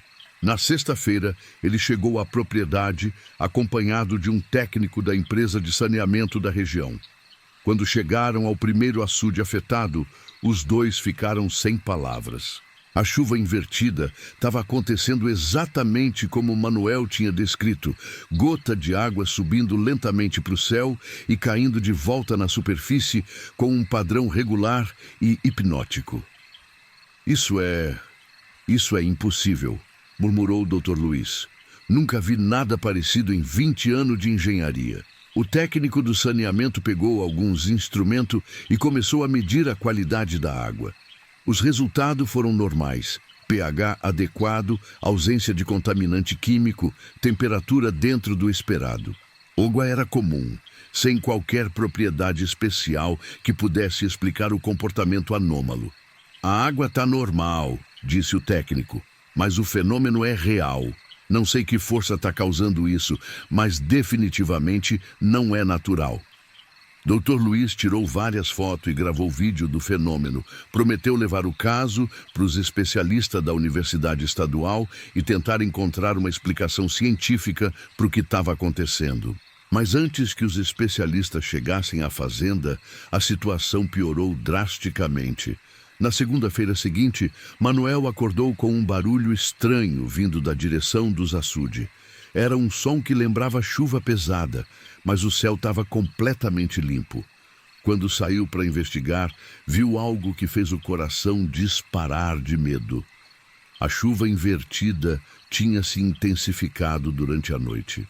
Em vez de gota pequena subindo lentamente, agora era um jato d'água que subiam com força, chegando a 20 metros de altura antes de cair de volta. E os jatos não caíam mais nos açudes, espalhavam-se por uma área muito maior, molhando o chão ao redor, como se fosse uma tempestade localizada. Mais assustador ainda, novos pontos de chuva invertida tinham aparecido em lugar onde não tinha açude. No meio do pasto, em áreas que sempre foram secas, brotavam colunas d'água que subiam do chão como se fossem geyser, mas de forma contínua e constante. Manoel correu até a casa para chamar Dona Francisca. Os dois ficaram na varanda observando o espetáculo bizarro. Sua propriedade estava sendo encharcada por uma tempestade que vinha de baixo, não de cima. Manoel, isso não é coisa normal, disse Dona Francisca com a voz tremendo. Isso é castigo de Deus ou coisa do demônio? Durante o dia, a chuva invertida continuou se espalhando.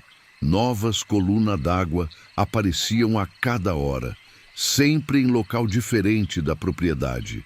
E onde quer que aparecessem, o solo ficava encharcado de forma permanente, como se tivesse uma fonte inesgotável de água debaixo da terra. Manoel tentou se aproximar de uma das colunas para examinar mais de perto, mas quando chegou a uns 5 metros de distância, sentiu uma força estranha que o empurrava para trás. Era como se o ar ao redor da coluna d'água tivesse ficado denso, criando uma barreira invisível que impedia qualquer aproximação. Além da barreira física, Manoel também sentiu uma sensação perturbadora quando tentou se aproximar. Era como se alguma coisa estivesse sussurrando no seu ouvido, mas não conseguia entender as palavras. O sussurro causava tontura e náusea, forçando ele a se afastar rapidamente. Naquela noite, Manoel e Dona Francisca mal conseguiram dormir. O barulho da chuva invertida tinha aumentado, criando um estrondo constante que ecoava por toda a propriedade. Era como se estivessem no meio de uma tempestade tropical, mas quando olhavam pela janela, viam que toda a água estava vindo de baixo. Na manhã seguinte, eles descobriram que o fenômeno tinha começado a afetar a casa também. No banheiro, a água da torneira estava subindo em vez de descer quando eles abriam a torneira. Na cozinha, a água do filtro borbulhava para cima como se fosse um chafariz pequeno. Mais estranho ainda, a água que subia da torneira não era a mesma água que entrava no sistema. Tinha uma cor ligeiramente diferente, mais transparente, quase cristalina, e um gosto levemente doce que não era característico da água da região. Dona Francisca tentou cozinhar com essa água invertida, mas descobriu que ela não esquentava no fogo. Mesmo deixando ferver por hora, a água continuava fria, como se tivesse alguma propriedade que impedia o aquecimento. Manoel, essa água não é natural. Tem alguma coisa errada acontecendo aqui. Foi quando Manoel decidiu que precisava de ajuda mais especializada. Ligou para o Dr. Luiz, que prometeu trazer uma equipe de geólogo da universidade para investigar o fenômeno. A equipe chegou na quarta-feira, composta por 3 especialistas, um geólogo, um hidrólogo e um físico. Eles trouxeram equipamento sofisticado para medir radiação, campos magnéticos, composição química da água e qualquer outra anomalia que pudesse estar causando o fenômeno. Os primeiros testes revelaram algo surpreendente. Havia uma anomalia magnética significativa em toda a área da fazenda, como se um campo magnético muito intenso tivesse se formado debaixo da terra. Esse campo era forte o suficiente para interferir com instrumentos eletrônicos e podia ser a causa da inversão gravitacional que afetava a água. É como se tivesse um ímã gigantesco enterrado debaixo da sua propriedade, explicou o físico. Mas não é magnetismo comum. É algum tipo de campo que afeta especificamente a água, criando uma força que puxa ela para cima em vez de deixar cair. O geólogo fez perfuração exploratória em vários pontos da propriedade. O que ele encontrou foi ainda mais perturbador. A uns 10 metros de profundidade, havia uma camada de material que não conseguia identificar. Não era rocha, não era metal, não era qualquer mineral conhecido. É uma substância cristalina, quase transparente, que emite uma energia constante, relatou o geólogo. Nunca vi nada parecido em 30 anos de profissão. E essa substância está espalhada por toda a área da fazenda, formando uma rede subterrânea complexa. O hidrólogo analisou a água que subia das colunas e fez uma descoberta ainda mais estranha. A água não vinha dos lençol freático da região. Era água completamente diferente, com uma composição isotópica que sugeria origem extraterrestre. Essa água não é da Terra, disse o hidrólogo. A proporção de hidrogênio pesado é muito diferente de qualquer fonte terrestre. É como se fosse água de outro planeta, ou pelo menos de outro sistema solar. Os 3 especialistas ficaram na fazenda por uma semana, realizando teste e colhendo amostra. Mas quanto mais investigavam, mais perguntas surgiam. O fenômeno parecia desafiar várias leis da física conhecida e nenhum dos equipamentos conseguia fornecer uma explicação satisfatória. Foi durante essa semana que aconteceu algo que mudou completamente a natureza da investigação. Na quinta-feira, enquanto os cientistas faziam medição perto do açude principal, uma das colunas d'água começou a se comportar de forma diferente. Em vez de subir e cair de forma constante, ela começou a formar padrão complexo no ar, criando formato geométrico que se mantinham suspenso por alguns segundos antes de desabar. O físico ficou fascinado com os padrões. Isso não é aleatório. A água está se organizando de acordo com algum tipo de informação ou programação. É como se alguém estivesse controlando o fluxo para criar essa forma específica. Os padrões ficaram cada vez mais complexos ao longo do dia. A água formava espiral, hexágono e até estrutura tridimensional que lembrava cristal. E cada padrão durava exatamente o mesmo tempo antes de se desfazer, 47 segundos. Foi o hidrólogo quem percebeu primeiro que os padrões não eram aleatórios. Eles seguiam uma sequência matemática específica, como se fossem uma forma de comunicação baseada em geometria. Isso é uma linguagem, disse ele com a voz cheia de excitação e medo. Alguém ou alguma coisa está tentando se comunicar através desses padrões na água. A partir desse momento, a investigação ganhou uma dimensão completamente nova. Os cientistas começaram a documentar sistematicamente cada padrão, tentando decifrar o código que parecia estar sendo transmitido através da água invertida. Foram 3 dias de trabalho intenso. Os padrões se tornaram cada vez mais sofisticados, evoluindo de forma simples para a estrutura complexa que desafiavam qualquer tentativa de classificação. E sempre com a mesma duração precisa, 47 segundos. Foi na noite de sábado que conseguiram fazer a primeira decodificação parcial dos padrões.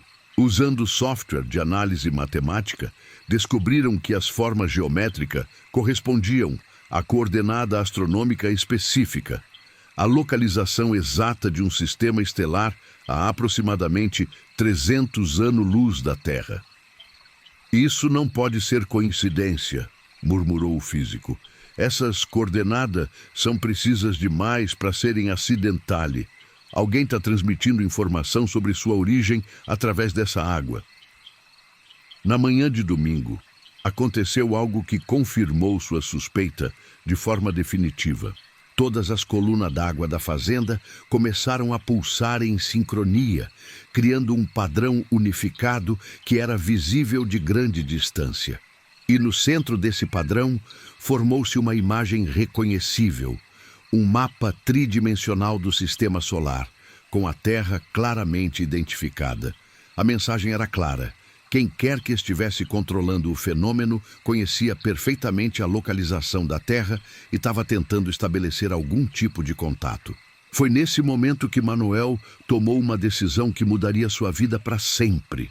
Contra o conselho dos cientistas, ele se aproximou da coluna d'água central, determinado a fazer contato direto com a inteligência por trás do fenômeno. Quando chegou perto da barreira invisível que cercava a coluna, Manuel sentiu novamente a sensação de sussurro no ouvido. Mas dessa vez, em vez de se afastar, ele forçou-se a ficar e tentar entender o que estava sendo comunicado. Gradualmente, os sussurros começaram a fazer sentido. Não eram palavras em qualquer idioma terrestre, mas, de alguma forma, Manuel conseguia compreender o significado. Era como se a informação fosse transmitida diretamente para o seu cérebro, bypassando completamente a audição normal. A mensagem que recebeu foi ao mesmo tempo fascinante e aterrorizante.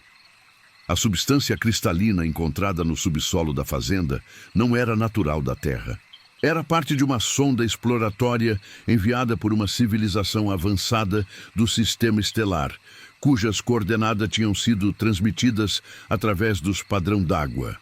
A sonda tinha chegado à Terra centenas de anos antes, durante o período colonial, e ficou dormente no subsolo até que mudança ambiental específica a ativaram.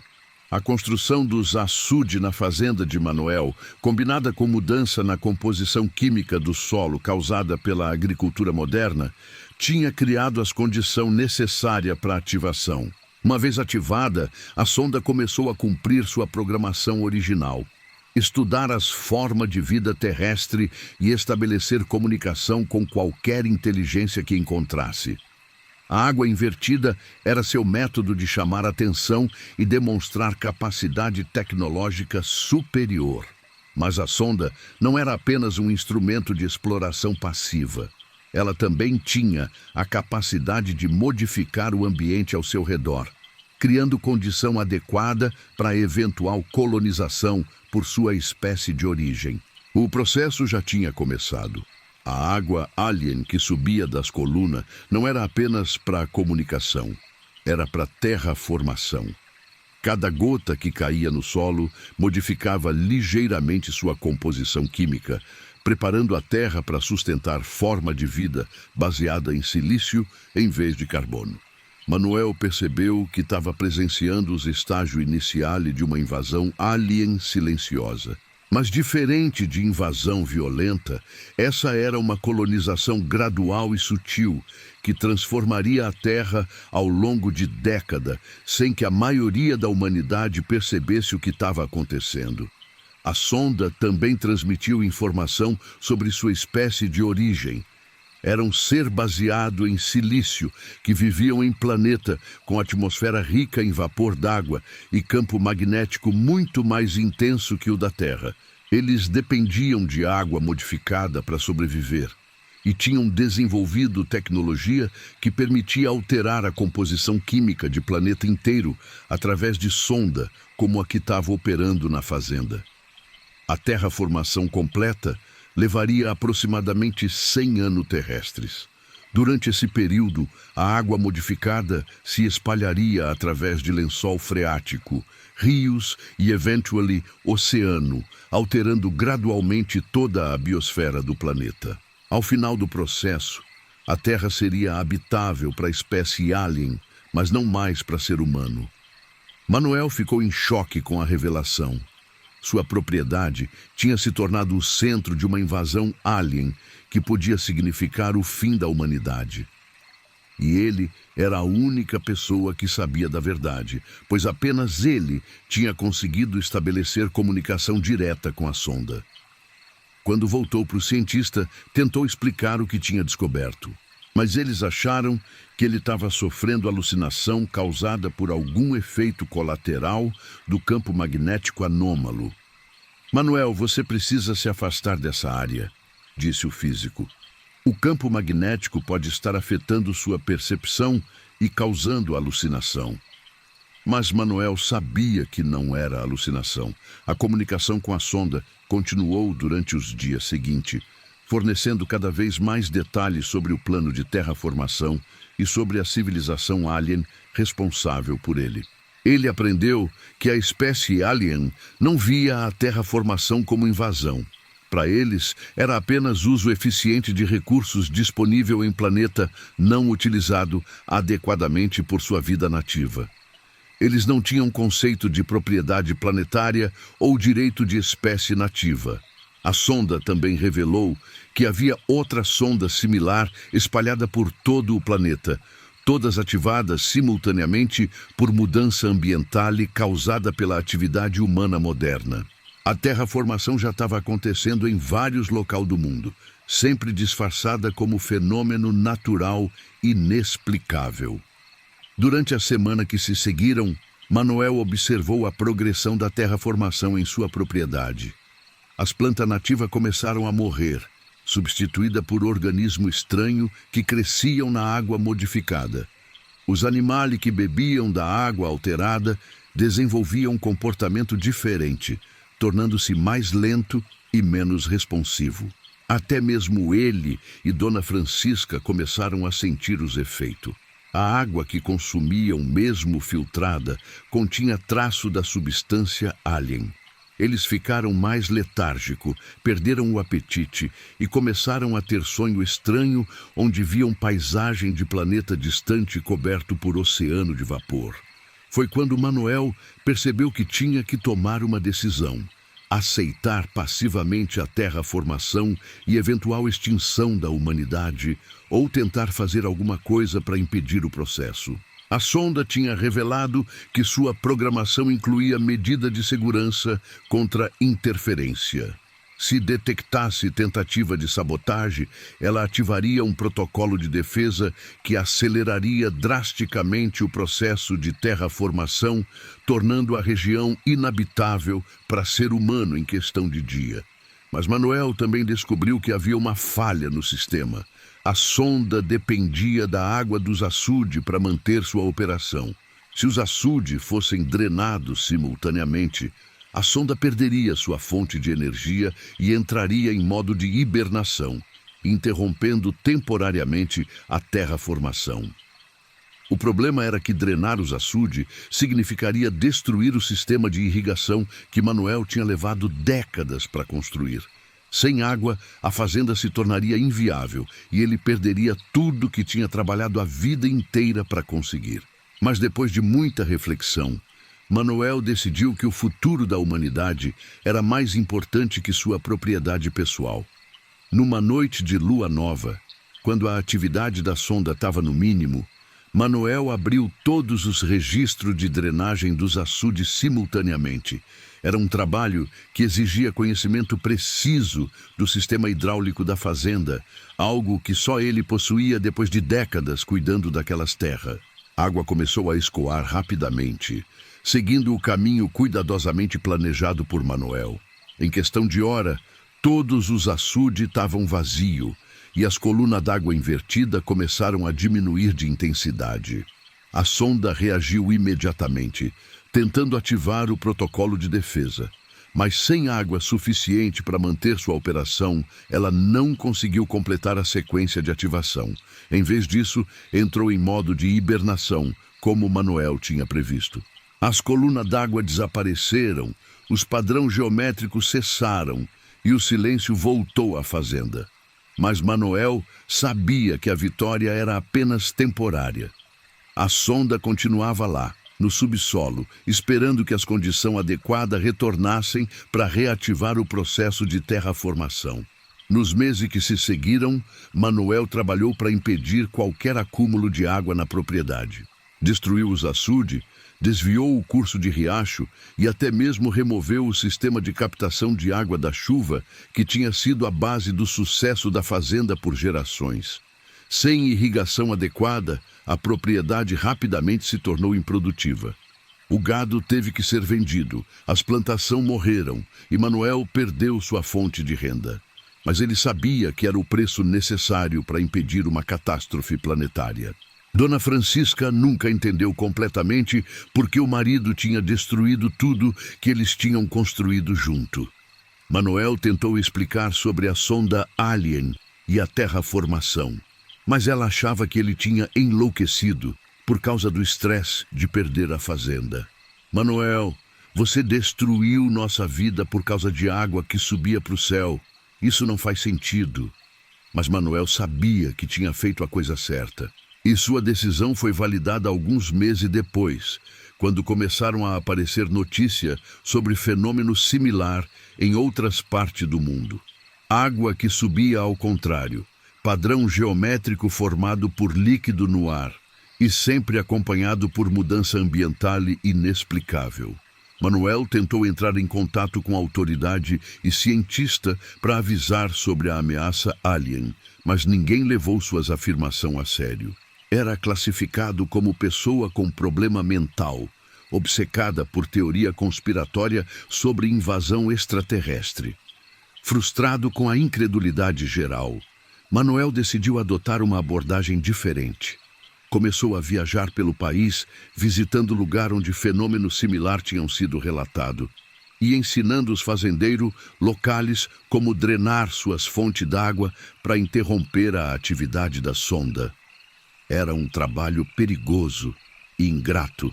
Muita pessoa o consideravam louco, e alguma até mesmo ameaçaram ele fisicamente por tentar destruir sua propriedade.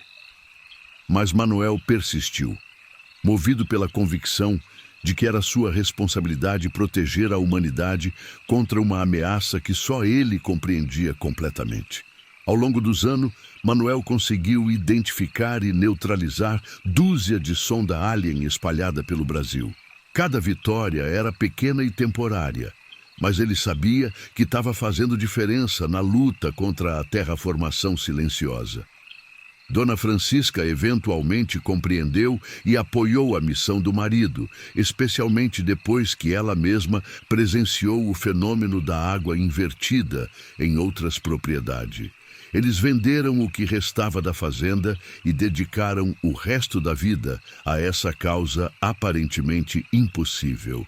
Hoje, quase 5 anos depois do primeiro incidente na fazenda Santa Luzia, Manuel continua sua luta solitária contra a invasão alien silenciosa. Ele sabe que há centenas de sondas ainda ativas ao redor do mundo e que a terraformação continua progredindo lentamente. A fazenda Santa Luzia permanece abandonada, uma terra seca e estéril, onde uma vez floresceu uma das propriedades mais prósperas da região. Mas no subsolo, a sonda alien continua lá, esperando pacientemente que algum fazendeiro futuro restaure os açudes e forneça novamente a água necessária para reativar o processo de terraformação. Nas noites mais escuras, quando não há lua no céu, ainda é possível ver uma luz fraca brilhando no local onde ficavam os açudes. É a energia residual da sonda, mantendo suas funções vitais no modo de hibernação, pronta para despertar no momento que as condições adequadas retornarem. E, de vez em quando chove forte na região, algumas pessoas relatam ter visto gota d'água subindo para o céu acima da antiga fazenda Santa Luzia. São apenas alguns segundos de atividade, antes que a sonda perceba a falta de água acumulada e volte ao modo de hibernação. Manuel sabe que sua luta é apenas o começo. A terraformação vai continuar em outros lugares, conduzida por sonda que ele nunca vai conseguir encontrar. Mas ele também sabe que cada sonda neutralizada significa mais alguns anos de vida para a humanidade, mais algumas décadas antes que a Terra se torne inabitável para sua espécie nativa. E nas noites, quando o desânimo aperta, Manuel olha para o céu e lembra das palavras que a sonda alien transmitiu durante aqueles dias de comunicação. Adaptação é sobrevivência. Resistência é extinção. Mas Manuel escolheu a resistência, mesmo sabendo que pode significar extinção, porque ele acredita que algumas coisas são mais importantes que sobrevivência individual, como o direito de uma espécie viver em seu planeta natal, mesmo que isso signifique lutar contra a força muito superior. A fazenda Santa Luzia continua lá, no alto da chapada, um monumento silencioso à escolha de um homem que preferiu perder tudo a permitir que sua espécie fosse silenciosamente substituída por invasor de outro mundo. E a luta continua, uma sonda de cada vez, um açude de cada vez, numa guerra que a maioria da humanidade nem sabe que está sendo travada.